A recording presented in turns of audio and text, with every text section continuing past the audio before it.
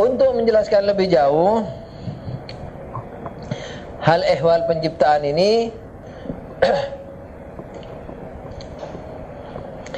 kita mau kaji tentang bagaimana Tuhan mencipta dengan dalil akal. Baru nanti kita lihat apa makna tauhid. Jadi tapi sebelum saya jelaskan makna tauhid ini secara makna global, apa tadi tauhid dalam penciptaan?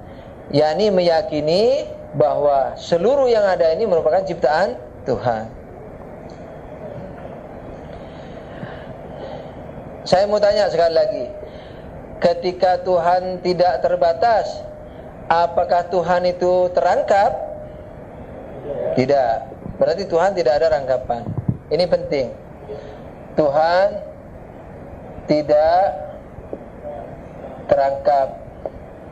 Rangkapan apapun enggak punya. Rangkapan sifat-sifat, rangkapan apa enggak ada. Tuhan tidak terangkap. Oke. Yang kedua, antara sebab dan akibat. Antara sebab dan akibat itu ada kemiripan, mesti ada kemiripan atau tidak mesti ada kemiripan? Pasti ada. Pasti ada. Makanya kalau ingin pandai belajar, diskusi, jangan loncat dari bangunan lantai 10. Tidak ada hubungannya. Kalau ingin misalnya berternak ayam, ingin banyak ayamnya, ingin memperbanyak, beli ayam ke pasar atau sepasang-sepasang, kemudian buat bertelur, diengremi, terus kemudian jadi ayam yang banyak. Jangan beli beras. Ditanya, beli apa? Beli beras. Ngapain? Ya, kepingin punya ayam. Oh, ini mau mencuri dari tetangganya ini, kasih beras baru diambil. Tidak ada hubungannya. Toh? Bertani, bercocok tanam. Toh? Bercocok tanam padi, yang keluar pohon padi atau pohon jagung? Pohon jagung. Tidak mungkin pohon padi. Kebalik. Ini kebanyakan berbuka. Atau sudah lobet. Bercocok tanam padi, yang tumbuh apa? Pohon padi. Tidak mungkin pohon jagung. Tidak ada kemiripan unsur-unsurnya itu. Nah, jadi pohon ditanam biji padi, pasti tumbuhnya pohon padi. Tidak mungkin tumbuh pohon durian misalnya. Atau tidak mungkin tumbuh misalnya harimau. Petaninya besok mau ke sawah, dipanen sama harimau. Bukan petani memanen hasil taninya, tapi petani dipanen hasil taninya. Karena yang ditanam padi keluarnya harimau, ganas-ganas, habis para petani dimakan sama harimau. Apa hubungannya? Tidak ada hubungannya padi dengan harimau. Kalau begitu berarti ada kemiripan antara sebab dan akibat. Tulis mukadimah kedua. Adanya kemiripan antara sebab dan akibat. Ini penting loh ini. Kalau saya kasih contoh-contoh ekstrim itu karena ingin tidak goyah nanti keimanannya di sini. Bukan main-main, ada maunya. Jadi sudah pasti. Tapi hasilnya nanti dagdikduk. Coba lihat. Belum tentu percaya. Tapi ingat saja, kepada jagung tumbuh harimau, insya Allah percaya. Nah, dengan demikian Tuhan tidak terangkap. Terus adanya kemiripan antara sebab akibat. Kalau begitu, mungkinkah Tuhan mencipta lebih dari satu? Nah, kan? Sudah mulai. Pertanyaan, mungkinkah Tuhan mencipta lebih dari satu? Enggak mungkin. Bingung sudah. Enggak mungkin. Oh? Tidak mungkin, kenapa? Dalil dua. Enggak mungkin. Ini tidak mungkin melulu. Karena yang dicipta cuma satu. Kenapa? Karena dicipta cuma satu? Karena tidak mungkin lebih dari satu.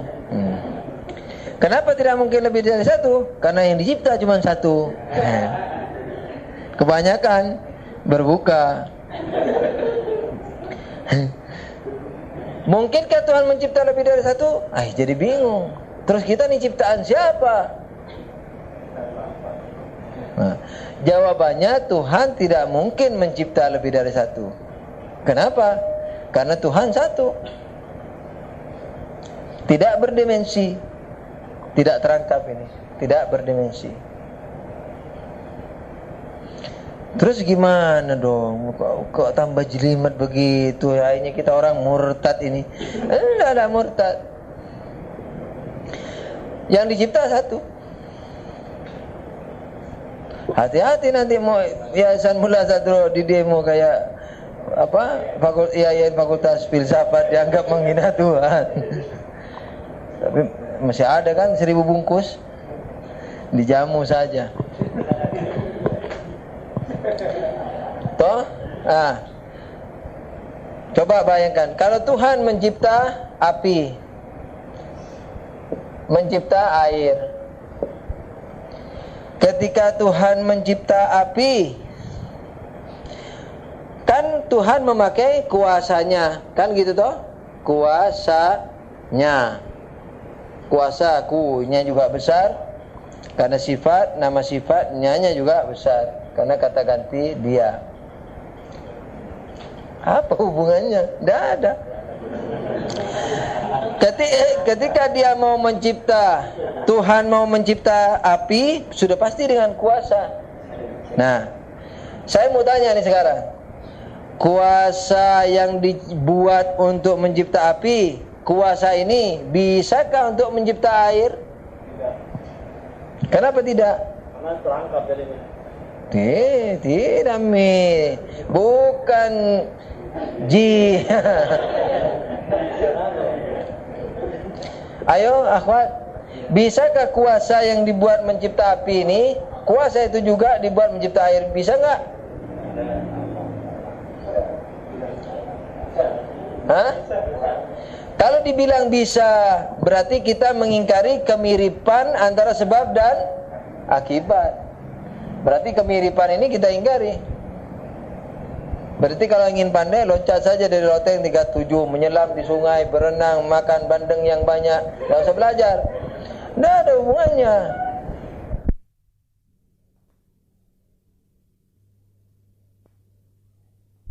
Sallu ala Nabi sekali. Allahumma salli ala Muhammad wa ali Muhammad. Nah, berarti toh kalau kita katakan apa ini? Kalau kita katakan bahwa kuasa Tuhan yang dibuat mencipta api, kuasa itu juga dibuat mencipta air, berarti kita mengingkari apa? Kemiripan sebab dan akibat. Dewa saja deh. Kemiripan sebab akibat. Terus bagaimana dong? Nah, berarti Tuhan harus menggunakan, kita tidak mengharus-haruskan Tuhan, seyogianya.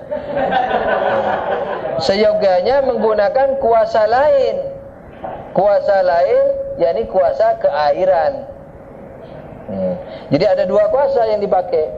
Satu kuasa keapian, yang kedua kuasa keairan. Nah, dengan demikian untuk mencipta air langsung dan api langsung, Tuhan menggunakan dua kuasa yang berbeda. Kuasa keairan dan kuasa keapian. Sekarang pertanyaan, kuasa keairan itu apakah kuasa keapian? Tidak. Kuasa keapian itu apakah kuasa keairan? Tidak. Kalau begitu, kuasa keairan membatasi kuasa keapian, kuasa keapian membatasi kuasa keairan. Dengan demikian berarti kuasa Tuhan terbatas karena gabungan dari dua kuasa yang sama-sama terbatas. Oh, tidak bisa karena Tuhan mencipta miliaran macam. Ya sudah, berarti miliaran kuasa yang berbeda-beda. Nah, dengan demikian miliaran kuasa yang berbeda-beda itu masing-masing kuasanya terbatas karena dibatasi oleh miliaran batasan yang lain. Nah, sekarang keterbatasan kuasa Tuhan yang banyak itu kalau dicampur hasilnya terbatas atau tidak terbatas? Terbatas. Kalau hasilnya terbatas berarti kuasa Tuhan ada awal dan ada akhirnya. Putar lagu lama. Kalau kuasa Tuhan ada awalnya berarti sebelum awal Tuhan tidak kuasa. Kalau tidak kuasa, dari mana kuasa Tuhan? Dari dirinya? Tak mungkin. Karena yang tak punya tak mungkin memberi. Dengan demikian maka kuasa Tuhan terbatas dan kuasa sebenarnya Tuhan bukan kuasa lemah. Tak mungkin. Karena tadi di tauhid Di tauhid zat kita sudah tauhid zat kita buktikan Tuhan tidak terbatas, tidak ada kelemahan. Dalam tauhid sifat juga ditambah bahwa Tuhan memiliki sifat kuasa dan seterusnya, dan itu merupakan kedaruratan bagi keberadaan tidak terbatas. Sebab kalau tidak kuasa berarti terbatas. Kan begitu artinya. Kalau tidak berilmu terbatas. Oke? Nah, dengan demikian berarti kalau Tuhan mencipta langsung warna-warni macam ragam daripada makhluk ini, berarti Tuhan terbatas. Supaya Tuhan tidak terbatas bagaimana? Nah, kita yakini bahwa yang dicipta Tuhan hanya satu. Nah, yang dicipta Tuhan hanya satu. Yang satu ini disebut apa? Akal satu. Akal pertama atau akal satu. Akal yakni ini bukan akal manusia. Akal yakni makhluk. Kalau dalam filsafat disebut akal. First intelligence. Akal pertama. Akal pertama ini melahirkan akal dua. Akal dua melahirkan akal tiga. Akal tiga melahirkan akal 4, 5 dan seterusnya sampai X. Tidak tahu berapa jumlahnya X ini. Nah, dari sini, dari akal X ini baru lahir makhluk yang namanya barzah atau idea. Bukan idea kita, nah ini istilah. Nanti kita lihat terjemahan maknanya. Dari barzah inilah baru lahir apa yang disebut apa? Alam materi. Alam semesta materi. Enak saja kamu bikin akal 1, 2, 3. Ngapain begitu? Nah, apa akal itu? Jawabannya apa? Kita terangkan dulu akal. Akal itu apa? Adalah keberadaan non materi mutlak. Kita dari bawah deh, materi aja. Materi itu apa? Ya, keberadaan bervolume, punya beban, punya massa, panjang, lebar, tebal. Yakni punya beban dan punya sifat-sifat materi lainnya seperti warna-warni, rasa, keras, empuk dan seterusnya. Barzahi apa? Barzani tengah antara akal dan materi. Barzah yakni tengah antara non materi mutlak dengan materi. Barzah bagaimana? Sama dengan materi kecuali satu, yakni apa? Beban atau massanya. Massanya tidak ada, bebannya tidak ada. Tapi lain-lain sifat, manis, pahit, panas, warna kuning, merah, semuanya ada. Tapi tidak ada massanya, tidak ada bebannya.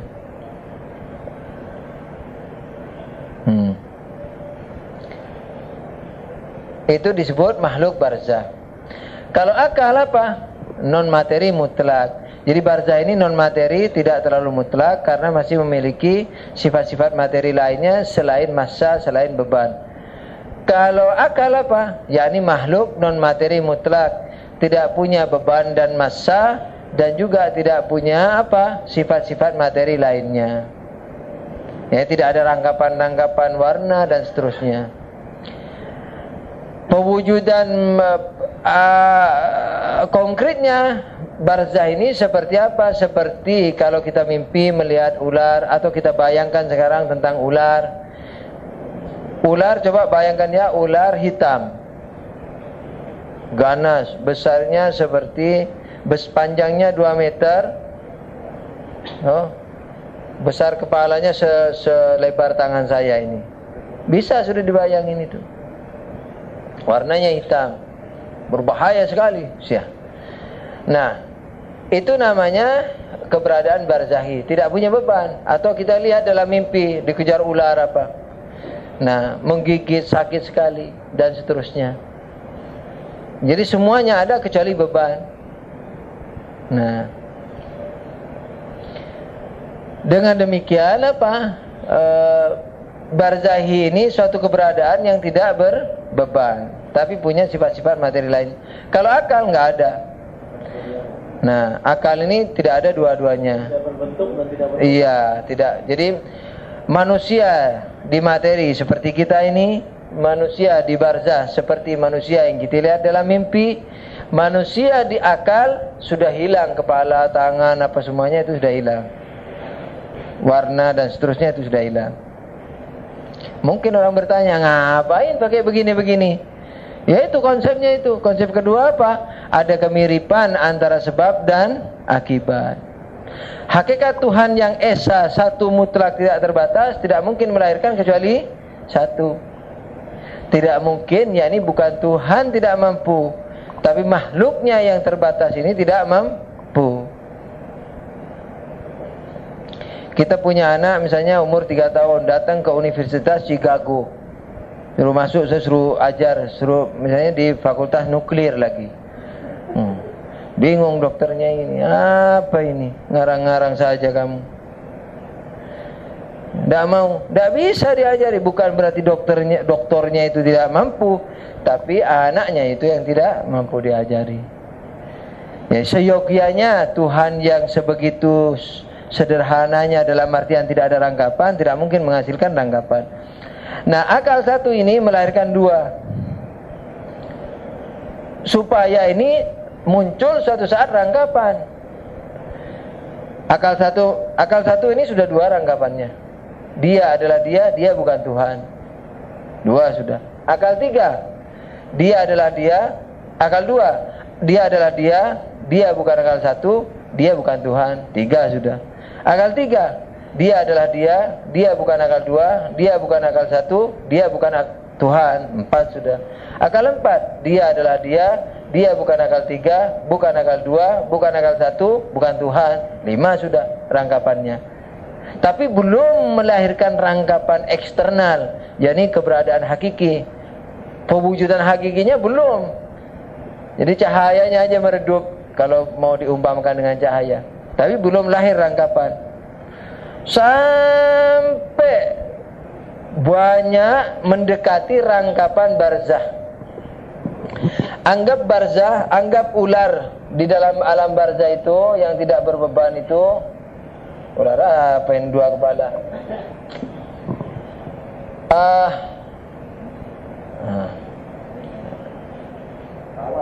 Gawat ini nih. Bagaimana sih?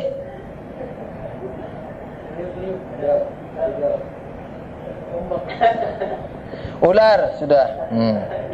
Nah, ular yang tidak berbeban ini hanya berbentuk dan seterusnya ini, anggap ini 1000 apa? Dimensi.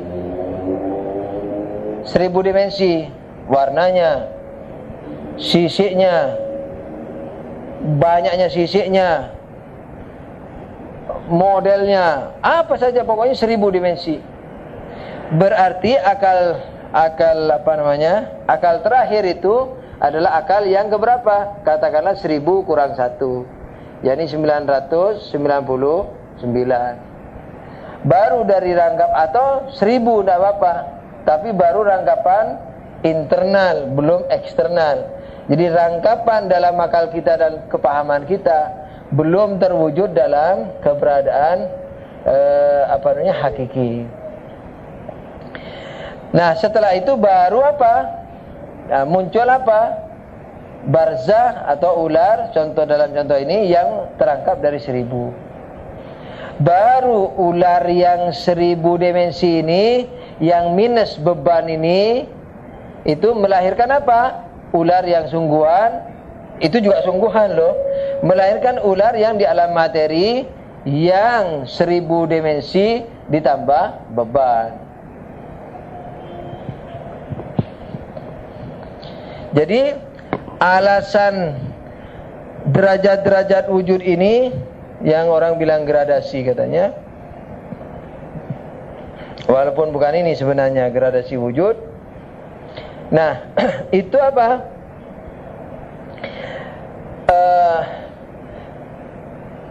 Mengurutkan derajat keberadaan ini, itu hanya bukan hanya itu dikarenakan apa? Kaidah yang mengatakan bahwa akibat mestilah memiliki kemiripan dengan sebabnya. Harus ada hubungannya. Kalau tidak ada hubungannya, tidak mungkin lahir yang namanya akibat. Nah, baru muncul materi ini terakhir, makanya disebut dunia. Dunia yakni dani, rendah atau dekat dengan kita, dani. Derajat anunya, wujudnya paling bawah.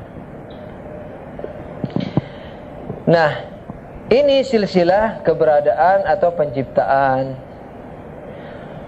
Pertanyaan, kalau begitu Tuhan tidak esa dalam penciptaan.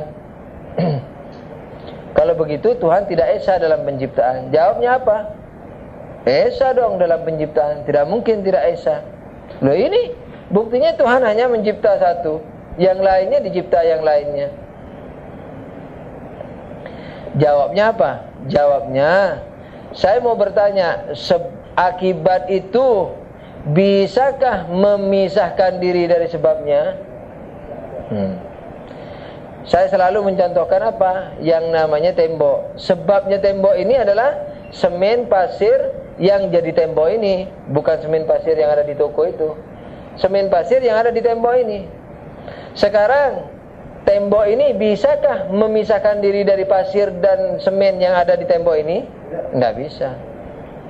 Dengan demikian sebenarnya tembok ini adalah manifestasi dari semen dan pasir itu. Jadi akibat ini sebenarnya manifestasi sebabnya.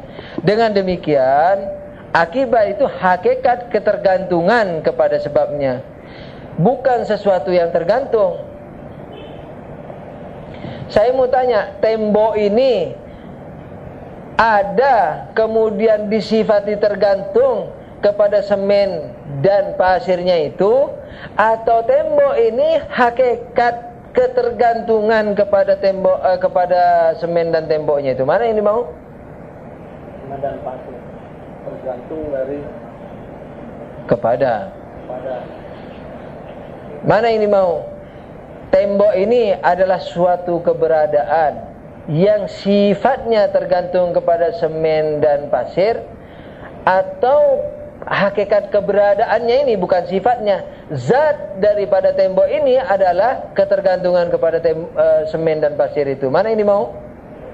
Yang kedua, zat tembok ini adalah ketergantungan kepada semen dan pasir itu. Begitu juga akibat-akibat dalam urutan silsilah penciptaan ini. Semua akibat-akibat ini bukan suatu keberadaan yang disifati dengan ketergantungan, kayak orang yang menggantung dirinya itu. Bukan begitu. Tapi betul-betul dia adalah hakikat ketergantungan. Zatnya dia itu, orang yang menggantung diri, zatnya sendiri manusia, terus menggantung diri, tidak ada hubungan dengan zatnya, sifatnya saja tergantung. Nauzubillah. Tapi kalau dalam silsilah sebab akibat ini, Akibat itu zatnya itu adalah hakikat ketergantungan kepada sebabnya. Dengan demikian maka pencipta hakiki siapa? Allah Subhanahu wa ta'ala. Yang lain ini adalah hakikat ketergantungan. Bagaimana dia bisa menjadi pencipta secara mandiri kepada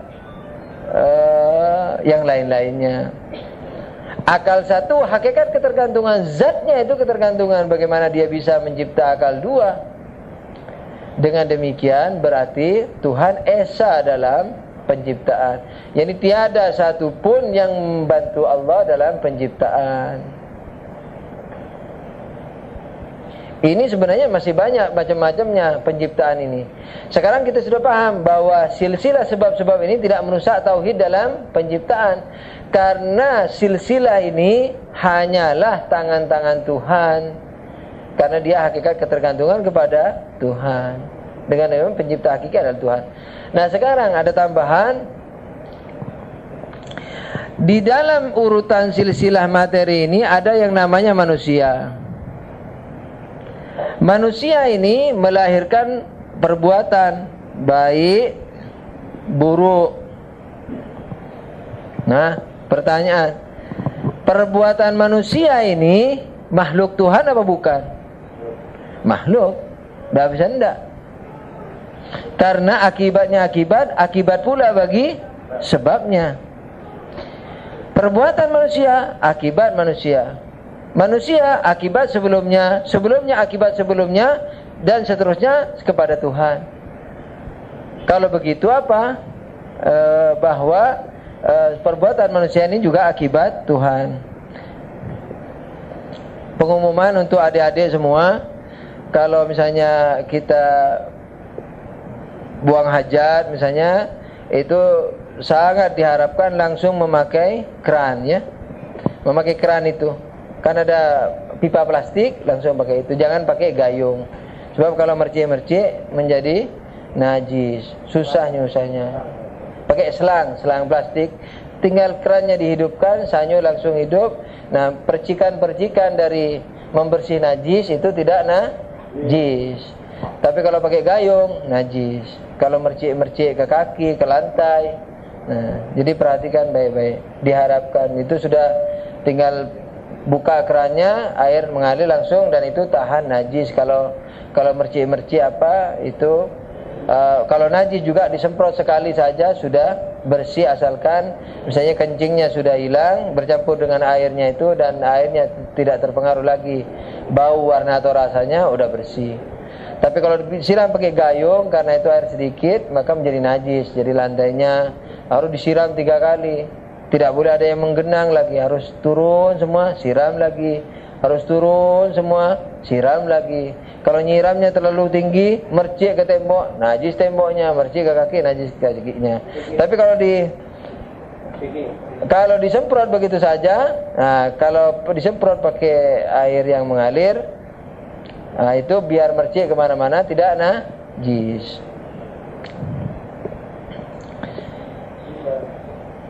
Sallu ala Nabi sekali. Allahumma shalli ala Muhammad wa ali Muhammad. Saya teruskan dulu sedikit ini. Nah, jadi perbuatan baik dan buruk ini apa? Berarti apa? Makhluk Tuhan. Nah, kalau begitu, kalau dia makhluk Tuhan, enak dong. Berarti Tuhan yang bertanggung jawab terhadap perbuatan manusia. Berarti determinisme. Jawabnya tidak begitu. Kenapa? Dia memang makhluk Tuhan. Baik buruk dari perbuatan manusia ini memang makhluk Tuhan. Tapi stasiun terakhir sebelum munculnya baik buruk ini, ada manusia yang diberi ikhtiar. Jadi kemana arah baik buruk ini sesuai dengan ikhtiar manusia itu. Oleh karena itu yang bertanggung jawab siapa? Yang punya ikhtiar itu, bukan Tuhan. Dua-dua perbuatan manusia makhluk Tuhan, tapi bukan Tuhan yang bertanggung jawab. Siapa? Manusia, karena manusia yang punya ikhtiar. InsyaAllah nanti ini akan diteruskan di dalam keadilan, pembahasan keadilan. Dan insyaAllah mudah-mudahan sampai akhir kita tuntaskan besok insyaAllah ta'ala. Nah nanti kalau ada pertanyaan sambil rileks, atau besok-besok ketika kita bangkit dari alam tidur, misalnya mengancam sekali tidurnya ini. Saya juga tidur kurang lebih dari kemarin baru 3 jaman. Jadi memang lagi betul-betul low bed, lagi ngancam. Tak tahu saya mau lari kemana supaya tidak terganggu. Ya.